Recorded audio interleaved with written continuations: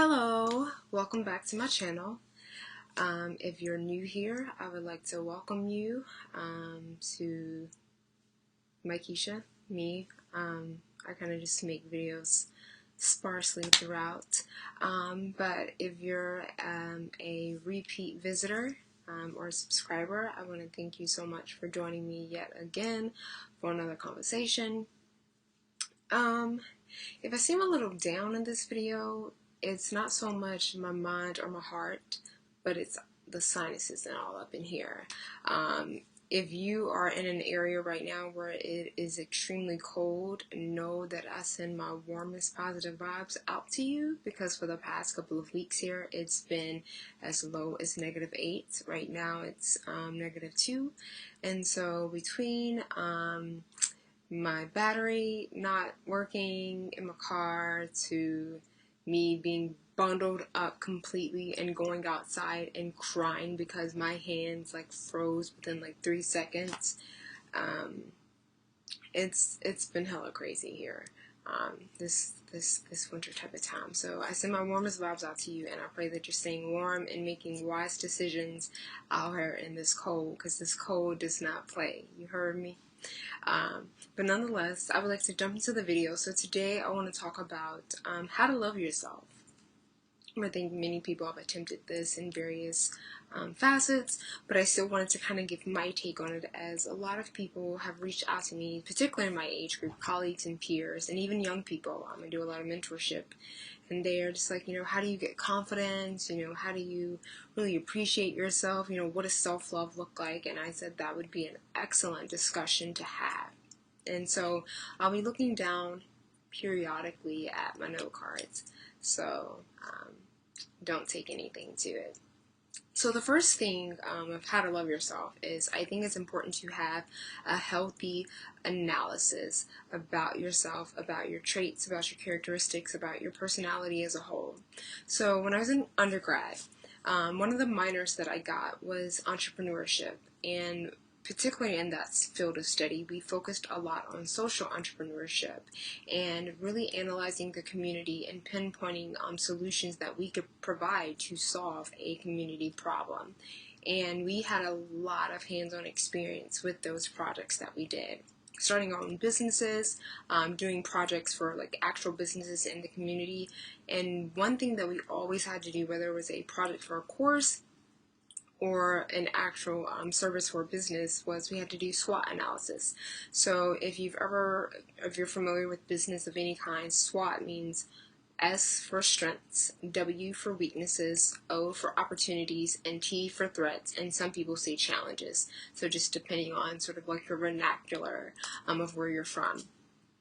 And when you're pinpointing your weaknesses, you have to be absolutely honest about your business and some of the shortcomings about the market or the place that surround the idea that you're trying to get off the ground. And so that is the first and foremost thing that I do if I'm like in a rut and I notice lately like my energy has been off.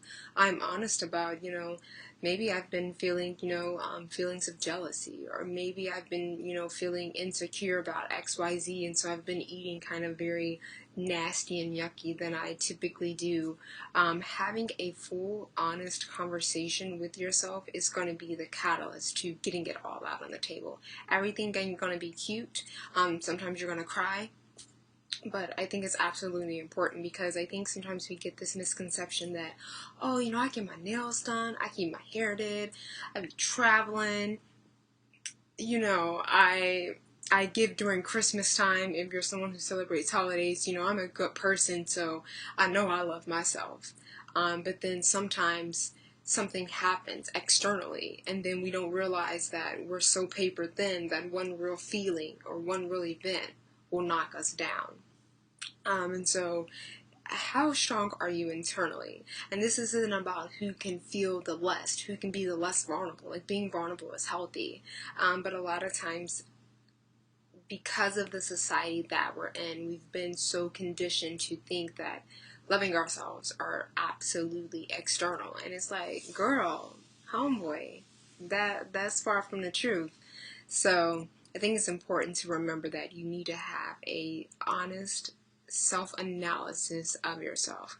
what are some of my weaknesses? You know, am I giving too much? Am I giving from a place of abundance, or am I giving from a place of lack? Why do I always feel the need to give? You know, am I hoping to get something in return? Am I hoping so-and-so will love me back? You know, things of that nature. So be honest with yourself. And one quote that I would like to include is from Joshua Ezzy. He's a awesome YouTuber. Very famous. He has like a Christian ministry, so I follow some things that he puts out. And one of his biggest quotes that I ever heard from him was, we show people our assets and not our wounds. So we like to show people our degrees, we like to show people where we're traveling, we like to show people our brand new watches and bags and purses and shoes and outfits. And then when it comes to being honest about you haven't been feeling too good about yourself, or you know, maybe you're insecure about something, or maybe you need help with, you know, better financial literacy or different things like that, and you're not honest with others reaching out for help because you feel like, oh well, I can't let them see me sweat, you know, I look like I have everything going on. And it's like, no, you don't have to act like that. So be honest with yourself. 2, find an outlet of positive expression. For me, writing has been absolutely awesome. I have tons of journals at my home, back in my home state, like a box full of journals from when I was like 8. And then here in the new place where I reside, I have tons of journals that are written in, that are completely written in. This is completely full. This is one that's like a couple pages left, and I have a lot of like Bible study notes in here, and poems. So I'll be coming out with a book this year, and a lot of the poems that are in this book will be in my first book. And this is the one that I'm doing now, and I like to go through different things. I like to get color markers and highlight and make notes.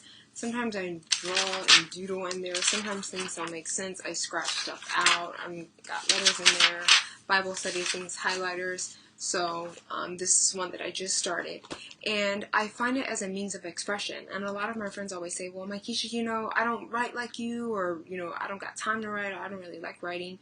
You can, you know, you can read, find books that really find a subject that is interest of you and interest to you, and start reading more. Commit yourself to like 2 books a month, or 1 book a month, depending on your schedule. 1 book a week if you really have the time. Painting, something that's positive that can truly be an outlet for you. Because one thing that I noticed with writing, there are days when like people are, oh, you're such a great writer, and it's like, girl, if you was in my life, like there are some days when I don't even write because I don't feel like getting my lazy behind up, getting a pen, opening up my journal. And then sometimes, if I'm honest, there are some days when maybe I've had a bad day, or I've not had a bad day, but I know that I need to kind of get something out of my mind and process it, but I'm afraid of how that process will go, pitting this word with this word, Xing out that sentence and bringing it over here. I'm afraid of how that process will go, because sometimes I'm like, ooh, that truth will be just a little bit too honest right now, and so I don't write. But I have a crazy memory, so it's like the things that I don't write, I end up remembering. And I've just found that over the years, writing has been an amazing outlet for me to process different things. And my best friend and I called her up and said, hey, let's do a challenge for 30 days. Let's write a love letter to ourselves, and let's see how we feel at the end of it. And it seems like an easy challenge, and those love letters are actually in here. But by the time I got to, and I consider myself somebody who's pretty confident, has pretty healthy self-worth, self-esteem, self-efficacy, ambition. But by the time my sister got to the 18, I had to call her up and was like, girl, like, it's so hard to like write about yourself that are not external things. So things about your personality and things like that. And there were some days where I didn't really have the strength to write very long, extensive letters, and I simply said, I love you. And I realized on those days when I had the least to say, they made me feel the most confident about myself, and they made me feel the most powerful, because I realized that I say I love you to other people and towards other things, but then to tell yourself that you love yourself, and to look in the mirror and be able to say that without, you know, kind of looking away or giggling or making it a mockery out of it, it can be very challenging. And that let me know that I actually had some things to work on that I didn't realize that I had. So a writing challenge is really good for me. And so, yeah, I do writing challenges all throughout the year. And it's something that kind of helps me to kind of check myself, like, oh, you've been doing better and like increasing your femininity and stop being so masculine and maybe certain things and the way you approach things. But then you do a challenge or you have a conversation with someone or a conversation with yourself and you realize, like, ooh, I've been sort of living from a place of masculinity and being overly strong, and I've had this sort of survival mode mentality of where, like, oh, somebody's out to get me, or he or she or this thing is out to get me, so I gotta get them first, and that's not healthy at all. So finding a positive outlet so that you can check on your progress periodically is awesome. 3, make decisions. When you make decisions, you end up trusting yourself. And what I found is that I've had a hard time in the past making decisions. And I didn't realize I was that indecisive, but I noticed that, like, I won't say I'm a people pleaser in terms of, like, if you don't like what I'm wearing, if you don't like something about me, if you don't like my spiritual beliefs and things like that, then I'm going to change that. I'm very firm in those things. Even as a child, I was always firm in sort of my spirituality. But I think when it comes to, if it's somebody that I'm really close to, and I have like 10 people in my circle, from my parents to a couple of close friends that I really trust, if it comes to the point where I feel like I'm hurting them and I don't want to make them mad, I find like I start like panicking. I'm like, oh my gosh, I don't want them to be mad at me. I hope that I didn't hurt their feelings. I hope that that didn't come off wrong because I totally wasn't trying to be disrespectful. Let me call my home, curl up and like apologize. And they're like, oh, I completely didn't take it that way. Like, what's wrong with you? And so I've been indecisive a lot off the notion that, what if I'm hurting somebody? Or what if they get mad at me? Or what if, just all of these what ifs that plague your mind sometimes at the most inopportune times that are absolutely not healthy for, one, your mind, but two, your sleep. And so the past year and a half, I've been being absolutely intentional about making decisions that are edifying for me and that are truly from a space that is authentic for me. And little by little, I've recognized that, like, oh, I'm trusting myself more. Like, oh, if I make this decision to purchase this item or to do this or to whatever, like, it's the decision that I made with the most accurate information that I had at that particular time. So make decisions, make commitments to yourself. Maybe you want to make a commitment to abstain for sex for a period of time or until you get married. Maybe you want to make a commitment to stop hanging around a particular group of friends who are not healthy for you. That could be something to help move you in the right direction. And then 4 is faith. Don't do this thing alone. You don't have to do it alone. And I come from a biblical perspective just because spirituality is something that's very important for me. So if you're reading or listening to this and you're like, oh, but I'm believing blah, blah, blah, blah, blah, we'll click off. This ain't for you. But everything that I do, I try to come from a biblical perspective because that's all that I know. And I know that faith is something that has been absolutely edifying and powerful for me throughout my life. And I just want to share a quick scripture with you before I go.